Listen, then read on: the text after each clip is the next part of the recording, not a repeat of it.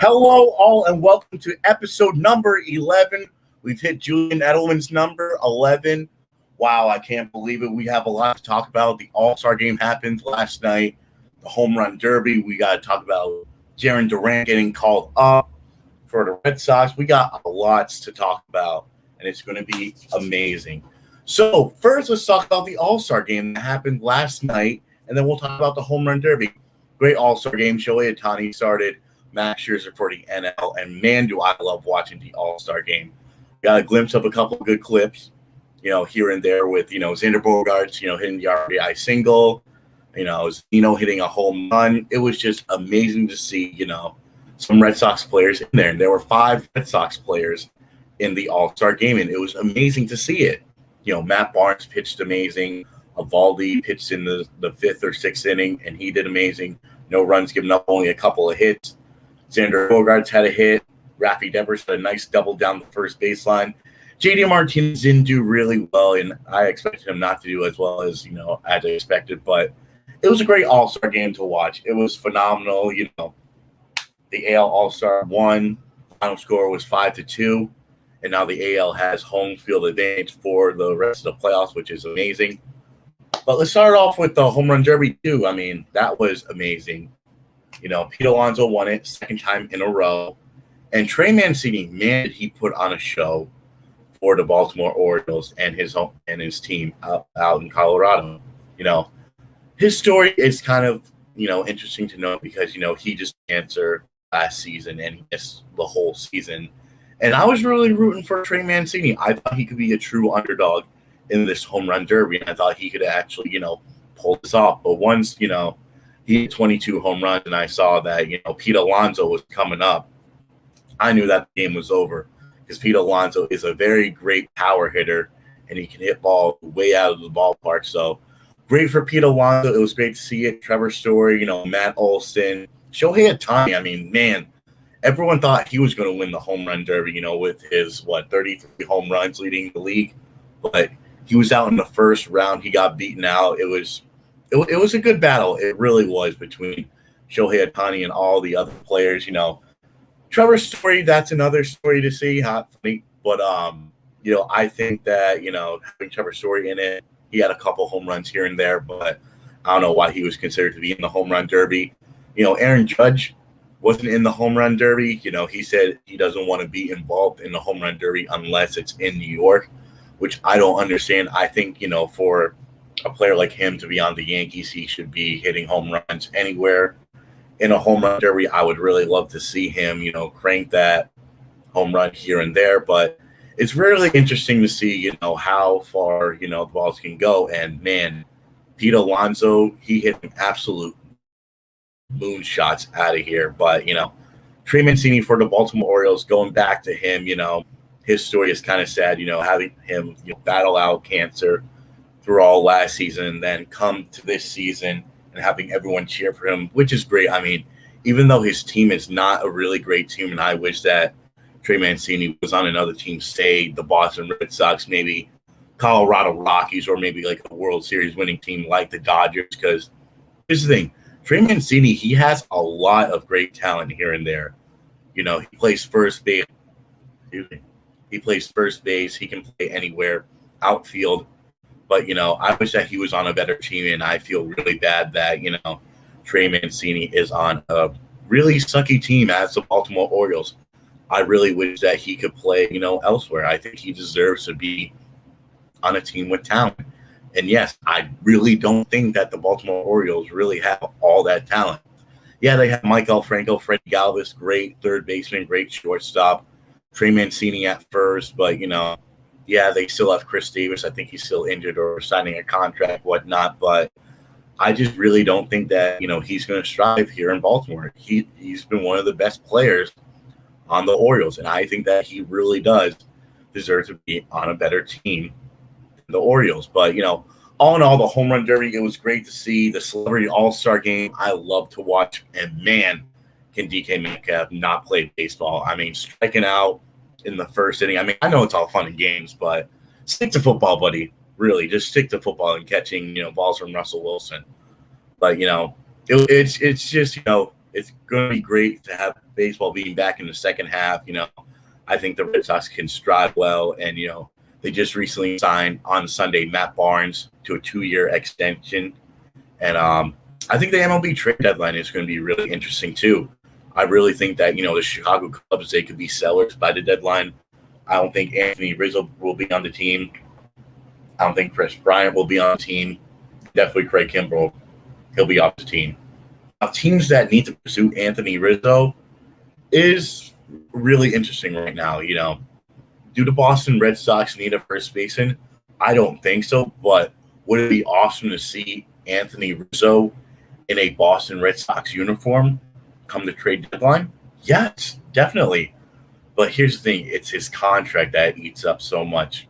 But here's the thing, I think a trade scenario that the Red Sox should do in order to acquire him, I know he's a fan favorite here, but I think you would have to send Michael Chavis and a couple other, prospects on the farm down to the Chicago Cubs. But, the Red Sox could be one team that, is really interested in acquiring some of those Cubs players like Anthony Rizzo, and maybe could get an arm like, Craig Kimbrell. Because here's the thing, Craig Kimbrell's ERA is a .75 ERA.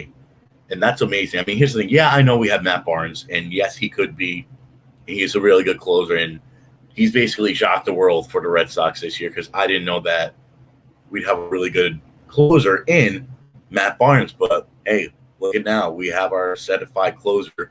But would it be bad to pick up a good, decent arm and a setup man again, as in Craig Kimbrell, and bring an old friend and throw back? No, it wouldn't. I would definitely be down to having Craig Kimbrell down to be kind of like a setup man, kind of like an Ottavino, kind of like, Whitlock, kind of person. It wouldn't be that bad to have another arm, because for the Red Sox, we need some arms. And I heard that on Friday that the Red Sox are going to have some scouts seeking out Cole Hamels. And Cole Hamels is still a free agent. And he's not a bad of a pitcher when he was on the Rangers, when he was on the Phillies, but most likely the Phillies and the Cubs. He basically performed really well for the Philadelphia Phillies way back when, a couple of decades ago. He used to be one of their aces for the, Philadelphia Phillies. And I think that, the Red Sox can easily sign him. I think that the Red Sox will be looking at him, maybe the Yankees because Corey Kluber is down, maybe the Oakland A's, maybe even the New York Mets. They need another pitcher in the rotation. Maybe the Washington Nationals. I mean, a lot of people need a lot of different stuff in the trade deadline. Maybe the Yankees, I wouldn't be surprised with them because they need a lot of arms. But basically the Boston Red Sox, I really think that the Boston Red Sox could really sign a great, decent pitcher like Cole Hamels. Because here's the thing, we're going to have Chris Sale come back maybe possibly by the end of July, possibly here and there. But, we need another arm. And I was thinking maybe Max Scherzer wouldn't be a bad idea, but I can see Max Scherzer, being traded away to the New York Yankees because I think the Yankees could use Scherzer in a more decent role than the Boston Red Sox. So I have a good feeling that come either next week or whenever the trade deadline is, weeks from now, I think that Cole Hamels could sign a deal with the Boston Red Sox. And, man, that pitching rotation would look absolutely scary. Having Chris Sale, Cole Hamels, Erod, Evaldi, and having Nick Pivetta right there. That would be a great starting five for the Boston Red Sox. And I think they can strive there. I think they can strive if they have that, great starting five in the pitching rotation. Because here's the thing, bats are well. We don't need any new bats. Maybe get like a great cleanup man like, Christian Arroyo, or get someone else out there. But right now we are definitely fine with hitters. Xander Bogaerts, he's one of the top shortstops out in the league. I think we're going to do fine with him. Devers, perfect. Great corner third baseman for us. Bobby Dolbeck, I think he's going to be a great first baseman for the Boston Red Sox. I don't want to see him off the team. He's been stroking it well. He's been doing well for our beloved Boston Red Sox. I think that the Red Sox, they won't even be looking at fielding. I think they'll be looking at relief pitchers, and they'll be looking at starting pitchers. And I think a big one could be Cole Hamels or maybe Max Scherzer. But definitely aim for the Red Sox to be signing a deal with Cole Hamels, because I think that, Cole will look at the situation and be like, hey, Red Sox are surprisingly in first place, and the Red Sox need one more starting pitcher to complete a run to the World Series. Now, here's the thing. Do you ask me, are the Red Sox a World Series contender team? Right now, I'm 50-50. I think that they can possibly make it with the team that they have right now, because this pitching staff, surprisingly, is amazing right now. Their relief pitchers are great. Their hitters, phenomenal. You have to give, a lot of appreciation to Alex Verdugo. Hunter Renfroe, man, you got to take that man out to dinner every night. How many people he throws out and how many people he, hit home runs, RBIs. I think he's going to be a key factor for the Red Sox future. I think he's going to do well. Christian Vasquez is playing amazing. Kike Hernandez, signing a 2-year deal with the Boston Red Sox is a huge opportunity for us. When I saw that we signed Kike Hernandez, I was like, he can play second base in the outfield, but man, he has 11 home runs for the Boston Red Sox right now. And that's just amazing for Red Sox Nation. We are praising him. We are loving him. Leave him in the leadoff spot. I love the way Cora is tooling around him, playing with him. Putting him out in center field, right field, second base. He's a great acquisition for the Boston Red Sox, and I think that he's driving well. The man Christian Arroyo too. We got him. This is his, I think, second year with us, and he's been striving. He's been hitting the ball well, coming up in clutch situations. On Sunday against the Philadelphia Phillies, we almost came back and won that game, but sadly, we are on a 2-game losing streak heading into the All-Star break, and we play a 4-game set against the Bombers tomorrow night, starting at 7:05. And I think the Red Sox are in a big contention to basically sweep the New York Yankees. They could basically have a 10 games to nothing lead on the New York Yankees, and I will be loving it. It will be great. I wouldn't expect the Red Sox to be 6-0 against our rival team right now. And gosh, do I love that the Yankees are really sucking this year. They are not doing well. Aaron Judge is struggling. I think Giancarlo Stanton will be traded by the trade deadline. I think possibly Trevor Story could be, here in the New York Yankees position because they're looking for a shortstop. But, man, would I not expect my Boston Red Sox to be in first place and just having a game and a half lead on the Tampa Bay Rays. And I can't ask for anything better than this right now. I would have expected the Red Sox to be at least third or maybe fourth. I really, the Red Sox, this team has really surprised me, and I'm really loving that, this team has been doing the way that they have, coming back from comeback, which is great. It's great to have comebacks, great to have leads, but this Boston Red Sox team has surprised even me, and I can say nothing but good things. All I can say is that we need one more relief pitcher and possibly one more starter, and then we can head off into the playoffs and possibly the World Series. Because I think this team has a lot of potential.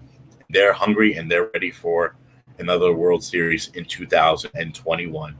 And you can crown, hopefully, the Boston Red Sox your 2021 World Series champions. I know I'm ahead of myself. I know we got 2 to 3 months left in the MLB season, but I just see that this team has a lot of potential and wants to win a World Series more than anything. And I think Alex Cora is a hidden gem that the Red Sox have been looking for. I really think that the Red Sox can strive well, and I really think that they can do well with this amazing management that Alex Cora has brought. Ron Roenicke, he's a terrible manager. I'm glad that we, didn't do well when he was there last year. I'm glad that we brought Alex Cora back, and I'm glad that the Red Sox are doing well in first place and looking to do better in the second half. And I hope we can strive well and continue to be in first place, because I don't want to look at no wild card game. I really don't think that the Red Sox could be a wild card team. I think they could be a person winning the division, and I think that they could be, happy, and they could be. And this team is lovable. There's nothing to hate about them. Their bats are hot, pitching's hot. Their management is doing well with Alex Cora back in the helm, and I really think that this team has possibly the potential to win a World Series with Alex Cora, behind the bench. And I really think that Alex Cora has been the missing piece that the Red Sox have been striving for, and they've been wanting for the past couple of years. I really don't want to see Alex Cora off the team. I think he knows how to take his pitchers out. He knows how to, put a great lineup out. He knows how to put hitters up in there. I really think that the Red Sox can strive and do well. We're going to hit a quick break right now, but when we come back, we're going to talk about a wide receiver that is really interested in coming to New England. You are listening to The Clutch, and I'm Devin Telegani.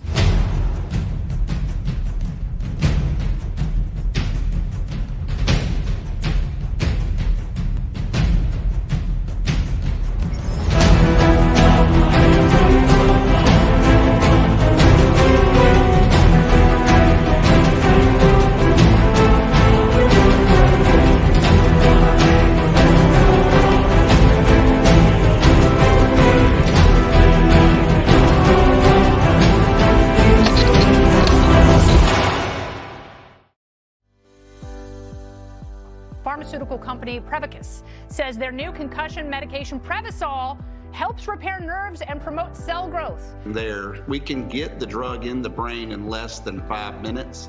And our plan is when we get that diagnosis on the field of play, give the drug nasally, get it in the brain quickly. When it gets in the brain, it actually gets into the nucleus of your brain cells, and it reduces swelling, inflammation, and oxidative stress at the same time. When Jake and I first talked about this many years ago, one of my first questions was, will this help me? And he goes, no, this is for treatment immediately when a concussion or you think a concussion has occurred. Yeah. The acute problems that exist later on in life, if we can take care of these at an early age and start getting some of these things to our children and grandchildren, and I think we can make this game, our game, football, a safer place. And so the whole goal is we're trying to make the game safer. And so Odyssey and this drug, we believe, can be a game changer in so many different ways. Yes, on the football field, in the game of football, because that's where my passion lies, but also in the game of life.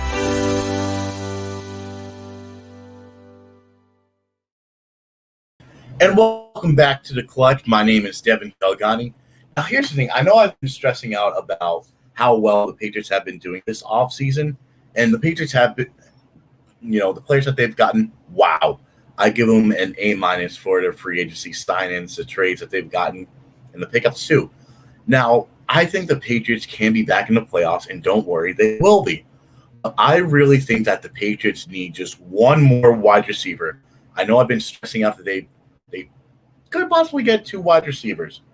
One could possibly help us, go deep in the playoffs, and 2 could be a great pickup, and I think can go really far in the postseason for the New England Patriots. Now, this name is Golden Tate. He was a former wide receiver for the New York Giants and Seattle Seahawks. And I think this guy has a lot of potential in signing maybe a 1-year rental with your New England Patriots. And here's the reason why. I think he can catch the ball well. I think he could either work well with Cam Newton and or Mac Jones, whatever this quarterback situation is. And I really think he can, do well in the Patriots uniform. We're really looking for a number 1 wide receiver. And here's the thing. Is Golden Tate a number 1 wide receiver, you ask me? No, he's not, but he's a great suitable guy to suit that position. Because here's the thing. Julian Edelman's gone. N'Keal Harry, he'll be traded somewhere, maybe the Jets, Washington. We'll talk about that later. But I really think that the Patriots can sign this guy right here. Danny Amendola's out there. Larry Fitzgerald is another guy we can also talk about. But I've been hearing that Larry Fitzgerald might sign maybe a 1-year deal with the Arizona Cardinals, even though how stacked they are at wide receiver with Green, Hopkins, Kirk. But I really think that with the signing of, Golden Tate, I think this makes the Patriots seem even scarier than it was before. I mean, yes, we have the dual tight ends with Henry and Jonnu Smith. Man, if we sign Golden Tate, and I've been a fan favorite of this man ever since he's been playing for the Seattle Seahawks. He's been clutch for Matt Hasselbeck or Russell Wilson. Daniel Jones, not really, but I think Newton can work well with this guy right here, Golden Tate. I would really love to see them sign him. And here's the thing. If he works out, great. If he doesn't, release him. I really wouldn't be surprised if we signed him for a 1-year deal. And if he does well, good. Good for them. They signed a good wide receiver that used to play good with on Seattle than he did with the New York Giants. But if he doesn't do well his first year with the New England Patriots, then I can see the Patriots possibly releasing him in the offseason. Because here's the thing. He's an iffy kind of guy, but I think he could suit the Patriots system really well. I think he could do great for the New England Patriots. Now, another thing I want to talk about is that will possibly Cam Newton be released by the New England Patriots? And I thought to myself about this. I said, there's no way in heck that Bill Belichick could release a really great quarterback in Cam Newton. I really don't see that happening. But it wouldn't shock me to see that, yes, he signed Cam Newton to a one-year deal. But think about this in the past before. We've released veteran players / wide receivers, linebackers, and cornerbacks. Say, like we released Demaryius Thomas, traded him to the Jets. We've released Reginald Wayne, one of the great wide receivers for the Indianapolis Colts, which I thought he could strive well here. We've released, not Algie Comfort, what's his name? Albert Hainsworth before. We've released pretty, famous people. Eric Decker is another name, and there's more lists to go on, but I really wouldn't be surprised by the start of August or maybe the first game of the season, not the first game, before the first game of the season, I could possibly see the Patriots releasing Cam Newton. Now, will it happen? No, I don't think so, because I don't see Bill Belichick doing that, because Bill is a very smart guy, but there's a big but. I wouldn't be surprised if it happens, because here's the thing. Many people have their eyes on Mac Jones. Everyone's saying Mac Jones is doing well in practice. His teammates are loving him. He's doing well. He knows how to actually throw the football, unlike Mr. Cam Newton. But I can definitely see the New England Patriots starting out with Cam Newton. Here's the thing. If he absolutely craps bed the first couple of weeks, I can definitely see us releasing him. And now we know that Cam Newton is not the future that the New England Patriots are looking for. And that's totally fine. I'm fine by it. Release him, trade him, do whatever you want. I was even surprised that the Patriots even wanted Cam Newton come last season. And I thought, I was like, oh, maybe the Patriots could have potential with this quarterback. But here's the thing. I have a lot of great things to say about Cam Newton this season. I think that he does well. He, shuts down the haters, because everyone's saying, oh, Cam Newton's not going to do well his second year, it's because of the COVID crap. But no, I really think that Cam Newton will do well for our New England Patriots, or not New England Patriots. I really think that Cam, he's going to throw the ball better. And I've been hearing on Twitter that he's been throwing the ball excellent. And nobody's been complaining about it. I mean, nobody complained about him last year, but I really think it's like an ex-girlfriend sometimes. Do you give an ex-girlfriend a second chance? Sometimes, but not really. Cam Newton is like the ex-girlfriend that you really kind of want back to New England. Because here's the thing. His rookie season when he was on the Carolina Panthers played phenomenal. In the Super Bowl run, he played amazing. That's the kind of Cam Newton that I want to see for the New England Patriots come this season. I want to see that arm, that legs. I want to see not Super Bowl winning, but Super Bowl Cam back to when he was on the Carolina Panthers. Because he had some good weapons out there in Carolina. Don't get me wrong. He had more. He had Steve Smith. He had a lot of great wide receivers. And, man, does Cam Newton have some toys to play with this season? Hunter Henry, Bourne, Aguilar, Jonnu. He has a lot of toys to play with. And he has Myers. He's not going to have N'Keal Harry. Thank God. Good riddance. See you later. I'm so happy the Patriots are possibly going to trade him, because God, was he not working out for the New England Patriots. He looked absolutely terrible for us. Fumbles a lot, dropped the ball a lot, wasn't like a good wide receiver. He was a certified bum for the New England Patriots. And I'm so glad he's going to be off the team, not wearing number 15 no more. So the Patriots are going to move on from him, and hopefully I can see us striving well in the playoffs. I really hope that the New England Patriots can make it, because I think they have the defense and they definitely have the offense and the coaching to actually make a playoff run. Now, here's the thing. I know it's early in the season. We have about a month, close to a month and 2 weeks left for the start of the season. And I really think that this team has a lot of potential, possibly to be second place in the AFC East, because I think it's going to go Buffalo Bills, they're going to be the new team to win the East every year, possibly. Not saying I'm turning into a Buffalo fan, Bills Mafia. No, it's going to definitely be the Bills, Patriots number 2, Dolphins number 3, and the New York Jets number 4.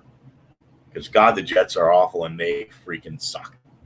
Yeah, here's the thing. Getting Zach Wilson, we don't know how well he's going to do in the league. But I really think that they're not going to do well. They lost Joe Flacco. I don't know why I stress out much about this, but why in the heck would a great wide receiver like Corey Davis from the Tennessee Titans sign a deal with the New York Jets? The New York Jets! Why? Why would you want to even go to New York? Why? Why would you want to sign a contract? 3-year deal? Good luck not making the playoffs. I bet you Corey Davis is not going to like it in a New York Jets uniform. He's not going to like it. I'd rather see him on another team. Go to the Washington football team. Go elsewhere. Do not go to New York. New York is not a winnable team. Not for football. Maybe for basketball. Baseball is a different story. Hockey, I don't know. But no, do not go to New York. Terrible place to sign. Do not go there. You know, many people say, oh, but Boston's not a great place. No, do not go to New York. It's not a great place. The Giants, yes, surprisingly, they've won 2 Super Bowls. 2 lucky Super Bowls. The David Tyree catch and the Mario Manningham, unbelievable catch. But do not go to New York. Whatever NFL free agents is out there next season, do not sign a contract with the New York Jets. Don't. And I'm not saying that because they're a rival of our Patriots, but no. Do not sign any contracts. It's a terrible idea. Don't go there. Not for the Jets. Giants possibly, but we'll see how well Daniel Jones can strive this year because I have a lot of good things to say about Daniel Jones. Yes, it's technically his 3rd kind of year. It's his 2nd full season in the New York Giants uniform, and I think that possibly he can do well. I know a lot of people are giving him crap saying, oh, no, he's the worst quarterback in the league. He's not even going to be good. But, hey, this year he's got weapons just like the New England Patriots. The New York Giants are they're not like the New England Patriots, but they got a lot of weapons in Kenny Golladay. They got Slayton. They got Kyle Rudolph. Hopefully Ingram can be a lot better than he was in the past year. But I really have a lot of nice things to say about the Giants, even though they beat us twice in the Super Bowl. The New York Giants are a better team to play for than the New York Jets, and that's a statement, and that's a fact. And here's my hot take. I'm going to tell you guys my hot take for the NFL season. I know we can talk about it later on in my couple other podcasts, but here's the thing, and don't hate me for this. I really think that the Kansas City Chiefs and the Tampa Bay Buccaneers will not make the Super Bowl this year. I think that could be a possibility. It's a hot take. It's not a clear, simple fact. I really think it could happen. Because here's the thing. This year in the NBA Finals, we didn't see no Kevin Durant, LeBron James, Steph Curry, Klay Thompson, Leonard, or anyone else in the championship. And it's nice to see, new people. It's nice to see the Bucks and the Suns, 2 teams that never made the finals before. And that's what I'm hoping for come next year in the Super Bowl. Maybe it's 2 different teams that no one would have ever guessed. I would love to say that. I hope it really happens that there's new NFL teams. I mean, if the Patriots make it, would it be a new NFL team? No, it wouldn't, because the Patriots are known to making the Super Bowl. But it would be great to know that the Patriots can make the Super Bowl without having number 12, Tom Brady, on the team. And I think, come a couple of years or maybe this season, that could be a possibility. I can definitely see the New England Patriots, not this, maybe possibly, but not this year, making another Super Bowl run come maybe next season. Because I really think that Cam Newton or Mac Jones, whoever is the starting quarterback that Bill decides to do this year, they could definitely make a good run, no matter what team, no matter what quarterback you put. As long as you don't put Hoyer or Stidham in, because I can picture that, Bill could possibly release Jared Stidham during training camp or before training camp. I can see because we have 4 quarterbacks on the roster. And I can definitely see one of those 4 being gone. Because here's the thing. Possibly Cam Newton starting. Mac Jones, definitely keeping. Stidham, gone. Hoyer. Those are the 4. So out of those 4, I can definitely see Stidham being the odd man out. And that's really sad to say as a Patriots fan. But, we signed him not even 3 years ago or 2 years ago. And I really thought I had a lot of hype for him. I thought he could be definitely like the Tom Brady that everyone's been wanting and everyone's been knowing. But he really hasn't been the quarterback that we've been wanting. Yes, he had 1 start, second half against the Kansas City Chiefs, and he got 1 touchdown to N'Keal Harry. But other than that, he's not been the quarterback that everyone's been wanting. Don't be surprised if the San Francisco 49ers release our good old friend Jimmy Garoppolo, and we could possibly release Cam Newton too, and we swap quarterbacks. It could be a possibility. But we will hit the break right now. When we come back, we're going to be talking about the NBA Finals, and the Red Sox made a very interesting call-up today, who will be having his Major League debut, and I'm really pumped up to talk about this guy. And we'll talk about him when we come back. This is The Clutch. I'm Devin Telegani.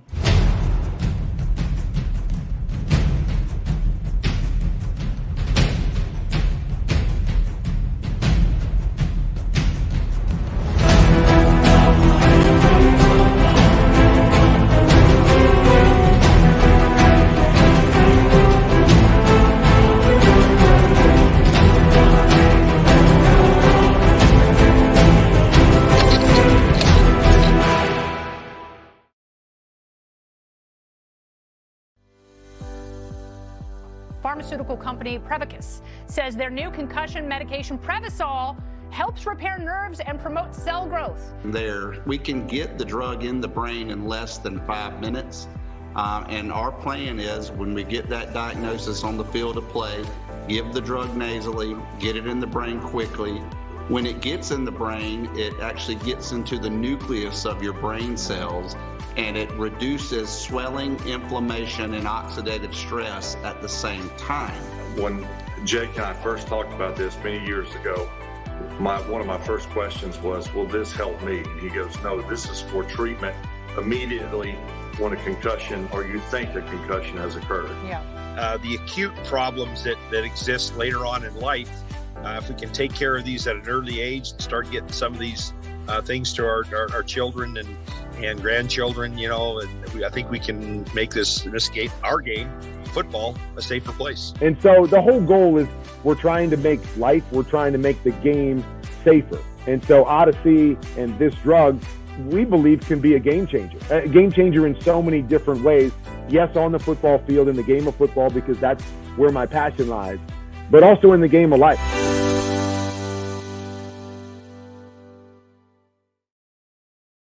Hello, and welcome back to our final segment of The Clutch. My name is Devin Telegani. Now, here's the thing. I talked about last week about the NBA Finals and what the Finals could be, like, the series, how it could go. And we are where I predicted the series to happen. The Suns win the first 2 games at home, which was correct. And then the Milwaukee Bucks winning on Sunday night, 120-100. And wow, which team wants this more? I'm going to answer that in a couple of minutes. But this NBA Finals, I've been saying Suns in 5, Suns in 6, Suns in 7. But here's the thing. If the Milwaukee Bucks make a good series tonight, I think it could be Suns in 7. Because here's the thing. Both teams never made the finals before, and that's just great, amazing. But here's the thing. Who wants to win the finals more? I don't know yet. I mean, both teams really want to win this. I mean, they really do. Chris Paul, Devin Booker, they've been, performing well as a great duo in the NBA. Jay Crowder, DeAndre Ayton, Payne too. It's just like, who wants to really win this championship more? That question, it seems like the Suns want it more, but then it's like Giannis and Chris Middleton and Brook Lopez. They really do want it more, but this is an exciting NBA Finals. And if it goes 7, it could be one of the best Game 7s, NBA Finals that I've ever watched or I've ever seen. Because here's the thing. Both teams are great. But here's the thing. Who's the better team? If you ask me to weigh it out, I know the Suns are the number 2 seed and the Bucks are either the 3 or 4 seed. But the Suns, they should be the better seed. But if you're looking at it level-wise, I think you have to go Milwaukee on this one because, Giannis, Chris Middleton, Brook Lopez, Pat Covington. Man, can Pat Covington shoot? Because, wow, he's a great shooter for the Milwaukee Bucks. Brook Lopez is the biggest guy out there, minus Giannis. But, this NBA Finals is one to watch for. I mean, who really wants it more? I think the Suns. The Suns are going to want this NBA Finals more. I really do think that, Chris Paul is really determined to win it. And here's the thing. If the Phoenix Suns win in Game 4 tonight in Milwaukee, which will happen about 23 minutes from now, starts up at 9 o'clock. You can watch that game on ABC. I think the Phoenix Suns will win this one in 5. Suns in 5. I think that the Phoenix Suns have the potential. They have the momentum. And they really kind of want this more. I could definitely see Chris Paul balling it out tonight, probably scoring 37 deep book. He needs to average at least 20 points per game. Because if he played just like he did, on Sunday night, wow, was that a terrible performance by the, Phoenix Suns and by Devin Booker. Because here's the thing. I've been talking about it this whole time that Devin Booker has been showing a momentum of Kobe Bryant a little bit in his veins. And he has been. Devin Booker has never made the finals. He's never made it to the playoffs until this year. Now, if you ask me the question, will the Suns made it if it wasn't for the injuries? I don't think so. Because here's the thing. With LeBron being hurt, AD being hurt, Kawhi, Murray being hurt, I think it would have been a different scenario for the Suns. I don't think the Suns would have swept the Nuggets in 4. I think that game series would have gone maybe 6, possibly 7. But I really think that, this team has a lot of potential to win. And I think possibly by my next podcast, we could be having the Phoenix Suns win the whole thing. Possibly. Because I think the next game after tonight will be Saturday. And then next game will be Sunday. And then the last game will be Friday if they want to go Game 7. But I think they win this in 5, possibly 6. But it would be nice to win it at their home court and just to take their first championship in many, many decades. I mean, wow. You can write a really good storybook about this wonderful team in the Phoenix Suns. From being the worst team in the NBA to being the best team right now and shocking the whole world. That'll be the title of the book. Suns shocking the whole nation. Beat them Bucks. I really hope it happens because this team really wants it more than the Milwaukee Bucks. But I think Giannis and Chris Middleton pulls it out tonight and they win and they tie the series. Because I would love to see a tied series going into Game 5. Because usually what they say in the NBA Finals or any NBA, MLB, hockey playoffs, I don't know about hockey because I don't really watch that much. But usually they say whoever wins Game 5, 96 or 86% of the time, they go on to win the series. And here's the thing. The Milwaukee Bucks have been down 2-0 before. It's happened to them against the Brooklyn Nets. It's happened to them. And they've won, which was a 7-game series. And I really wanted the Brooklyn Nets to lose that one because, A, I hate Kyrie Irving, and B, injury-prone Nets with Kyrie Irving weren't going to do it for the Brooklyn Nets. And I really thought that Giannis and Chris Middleton were the better team to win that series. And, hey, look at what happened. They advanced, and they won. They beat the Atlanta Hawks in 6 or 5 games, which is amazing. I knew it would happen at 6 games. And, this NBA playoffs has been really interesting. You asked me the question saying, would it be a lot interesting if, people weren't injured? I think so. Because say if Anthony Davis wasn't really injured against the Phoenix Suns, I think that series could have gone 7 games and the Phoenix Suns would have lost. And, you're looking at now Lakers versus Brooklyn Nets NBA Finals, which would be kind of awesome to see. But that didn't happen. Great. Amazing. I'm really proud that, these are the first 2 teams that, you've never heard of make the NBA Finals. Because usually you hear all Lakers, Brooklyn Nets. It's going to be Lakers, probably Celtics, but not this year. It's going to be, Golden State Warriors versus I don't know, Brooklyn Nets or, whatnot. It would have been Nets versus Philly. I mean, Lakers versus the 76ers. 76ers were the worst number 1 seed. And speaking about the 76ers, good thought on that. The 76ers are going to trade Ben Simmons, which I love and I want to see. But they want an all-star back for Ben Simmons. And if you ask me the question, Devin, would you like to see Ben Simmons in a Celtics uniform? No. I do not want to see Ben Simmons in green because here's the thing. I don't think he would suit well. We already have a top number 1, draft pick in Jason Tatum. He's a certified G on the team that we want to keep and that we really love a lot. And he's basically the face of the franchise. And that would mean that you would have to give up basically Peyton Pritchard, and Jaylen Brown to give up for Ben Simmons. Ben Simmons is a decent player. He's not like, oh, wow, he's a Damian Lillard kind of player. Like, Lillard and Bradley Beal are the only 2 people I would trade for. And say if the Celtics do get Dame Dalla, you would have to get, CJ McCollum. In order to trade that, you would need to trade away Marcus Smart and Jaylen Brown, which I'm fine for. Because Lillard is a certified point guard, and C.J. McCollum would be a really great guy to come off the bench or starter for us. Because you'd be looking at Dame Dalla, Jason Tatum, McCollum, Al Horford, and maybe Tristan Thompson. That'd be a great starting lineup. Or you have McCollum coming off the bench. But I can really see the Celtics possibly trading for one of those 2 players, as in Damian Lillard and Bradley Beal. I would really love to see Beal. He averages about 30 points per game, and he's a certified G that the Celtics really need to get in order to be competent in the playoffs next season and win a couple championships. I think that possibly Lillard or Beal could be the answers. Now, could you trade for both? Yes. I think you would have to trade Jaylen Brown in order to get Bradley Beal, and then you would have to trade Pritchard and Smart, send Tristan Thompson over to get Bradley Beal. So it's like a win-win.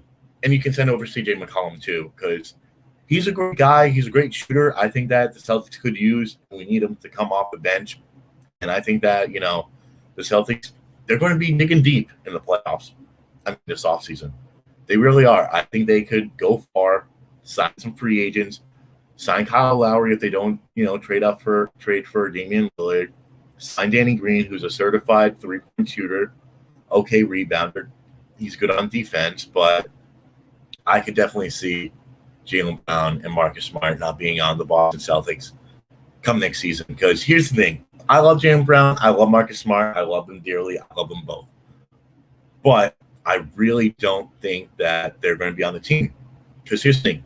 If we acquire Bradley Beal this offseason, or if we acquire Damian Lillard, Jaylen Brown's going to have to be a big piece that you're going to have to send. But possibly, I think Brad Stevens can tweak some things here and there. Maybe you send Tristan Thompson, Marcus Smart to get Damian Lillard. And if you keep Jaylen Brown, great.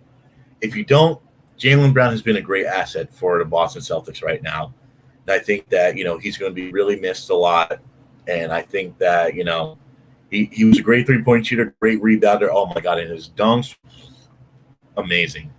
His passing was great. He was one of the best Celtics on this team for the past 4 or 5 years. When we had Kyrie Irving, Al Horford. I mean, I'm just really excited for the Boston Celtics. I really hope they strive well in this offseason. I really hope Brad Stevens can be a better GM than Danny Ainge was, because I can really see, Brad Stevens striving as one of the best GMs that the Celtics ever have. Because here's the thing, he was aggressive when he acquired Al Horford and Moses Brown to trade away Kemba Walker. He wasn't afraid to say, hey, Kemba, you are off the team, and we're going to trade you to the Oklahoma City Thunder. But, it was really interesting to see him go away, and I'm glad that Kemba Walker is not on the team. And a quick thing right here, the Red Sox, it is true, they have called up Jarren Duran to face off against the Yankees 4-game series. And I am really excited to see this prospect come up to play, because he's been stroking it well for the Woo Sox. He's been hitting 24 home runs, 50 RBIs or more or less. And I really think that he'd be a great piece for the Boston Red Sox. He'll probably be in the starting lineup tomorrow night against the Yankees. And I think he's going to be the greatest call-up for us. I think he's going to hit a lot of home runs. He's going to be a great centerpiece for the World Series or for the playoffs. Hopefully his arm is well, just like, Kike Hernandez and Hunter Renfroe. And I really hope that, this is a great call-up for the Boston Red Sox, because any call-up's good. Long's been doing great. And now the moment of truth comes out that Jarren Duran is playing in his first game, and it's against one of our rivals. How great is that to be called up against one of your best rivals in the league? And I think the Red Sox could possibly sweep them, or at least take 3 out of 4, because the Yankees, with the Garrett Cole problems and maybe Aaron Boone problems, I really don't think they're going to win this series. I think the Red Sox are going to strive up. They're going to win. It's going to be a nice, clean sweep. We're all going to be happy about this, and the Red Sox are just going to keep on continuing doing their things. And, this is a great way to end off my 11th podcast. I want to say thank you all for listening in. This has been a wonderful time. I love doing what I do for you guys, and I will talk to you guys next Wednesday, and hopefully we will have a winner of the NBA Finals, or maybe someone will have to have a 3-2 lead come next time on The Clutch. Thank you for listening and tuning in. I'm Devin Talgiani. We'll see you next time, and this is The Clutch.